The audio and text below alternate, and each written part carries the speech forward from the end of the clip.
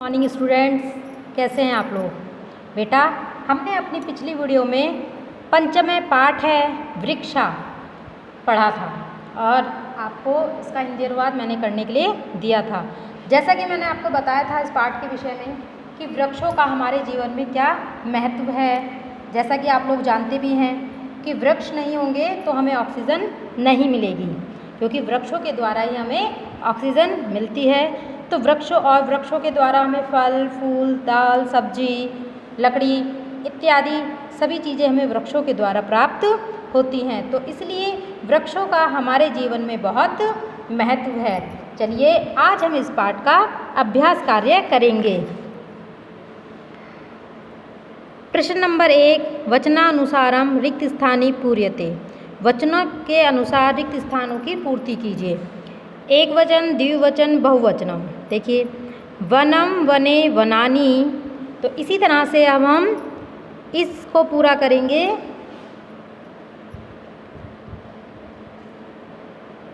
जलम, जले, जलानी।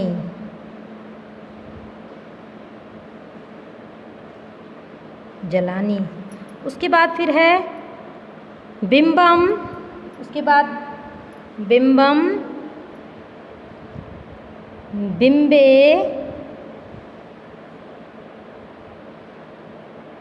बिंबानी।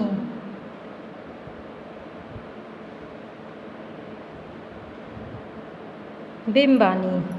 उसके बाद है वृक्षम, वृक्षो, वृक्षात, वृक्षान। तो अब हमने जो शब्द वो बनाने हैं पवन के। तो यहाँ पर पवनम, पवनाम दिया हुआ है, तो इसलिए हम उसके जो शुरू के हैं एक वचन और द्विवचन को बनाएंगे। पवन है, पवनो, पवन है, पवनो, पवनान। उसके बाद है जनो। तो हम जनों का एक वचन और बहुवचन जनो, जनहा, जनो, जनहा। आइए एक बार इसे पूरा पढ़ते हैं। वनम, वने, वनानी। जलम, जले, जलानी। बिंबम, बिंबे, बिंबमानी। वृक्षम, वृक्षो, वृक्षान। पवन, पवनः, पवनो, पवनान। जनः, जनो, जनाः। उसके बाद आता है प्रश्न नंबर 2, कोष्ठकाशेषु प्रदत्ता शब्देषु उपयुक्त विभक्तम योजिता रिक्त स्थाने पूर्यते। कि कोष्ठक में दिए हुए शब्दों के द्वारा रिक्त स्थानों की पूर्ति करें। तो जो हमारा पहला शब्द है वह है त्वम डैश पिबसी जल। तो जल का हो जाएगा बच्चों यहाँ पर जलम। जल के ऊपर एक बिंदी लगा देंगे। इस बिंदी को हम क्या पढ़ते हैं? जलम। माँ की ध्वनि से पढ़ते हैं। तो त्वम जलम पिबसी। उसके बाद है छात्र है डैश पश्यति दूरदर्शन। दूरदर्शन का हो जाएगा दूरदर्शनम। दूरदर्शनम। इसके बाद भी हम क्या करेंगे?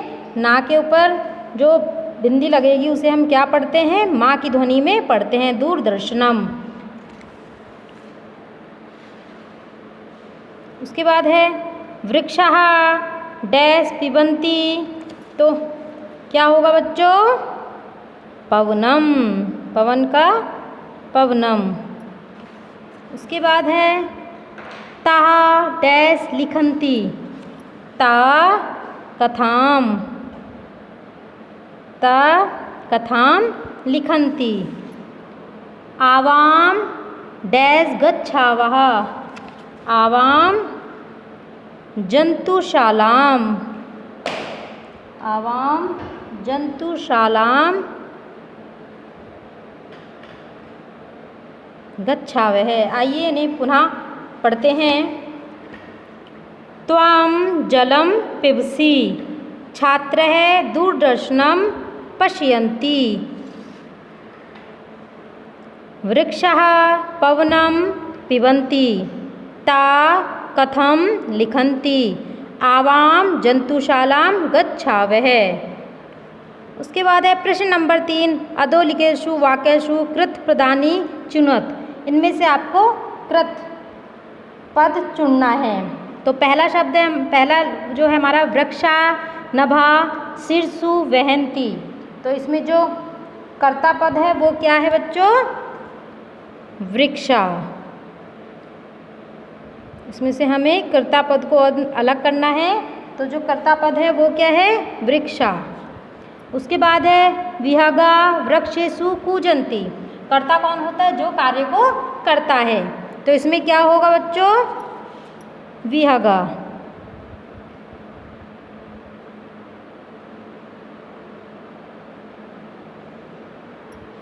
उसके बाद है पयोदर्पणे वृक्षा स्वप्रतिबिंबं पश्यन्ति।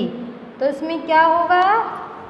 वृक्षा, क्योंकि इसमें कर्ता कौन है? वृक्ष, पेड़।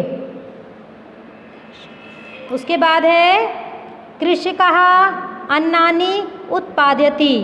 तो इसमें हमारा कर्ता पद क्या होगा? कृषिकः, किसान।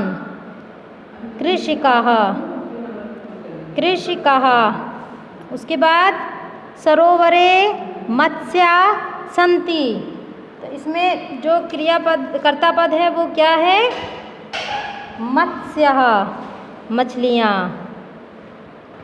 तो आया समझ में? एक बार देखिए, पुनः पढ़ते हैं हम। वृक्षा नभा शीर्षु वहन्ति।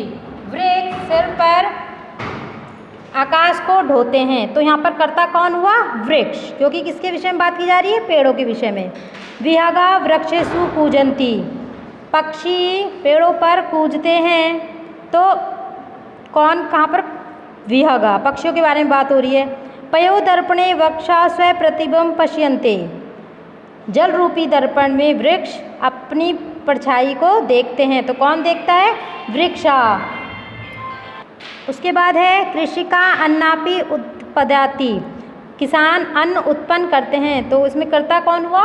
किसान। सरोवरे मत्स्या सन्ति। तालाब में मछलियां हैं। तो कर्ता क्या है इसमें? मछलियां। प्रश्न नंबर 4, प्रश्नोत्तराणि एक पदेन लिखेत। प्रश्नों के उत्तर एक पद में लिखें। एक पद में पता है ना आप लोगों को, एक वचन में हमें आंसर उत्तर देना है। वृक्षा के पाताल स्पृशन्ति। पेड़ों का कौन सा भाग पाताल को छूता है? कौन सा भाग छूता है बच्चों? पादेह।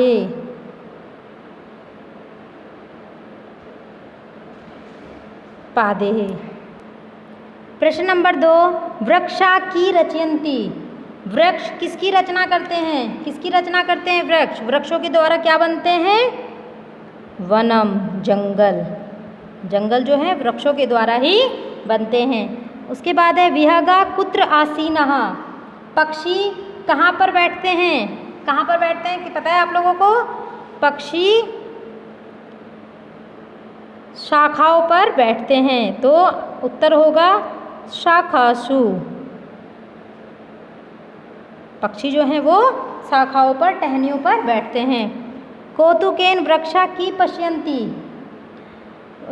वृक्ष उत्सुकता से क्या देखते हैं? अपनी क्या देखते हैं उत्सुकता से? अपनी परछाई। स्वप्रतिबिंबं। स्वप्रतिबिंबं।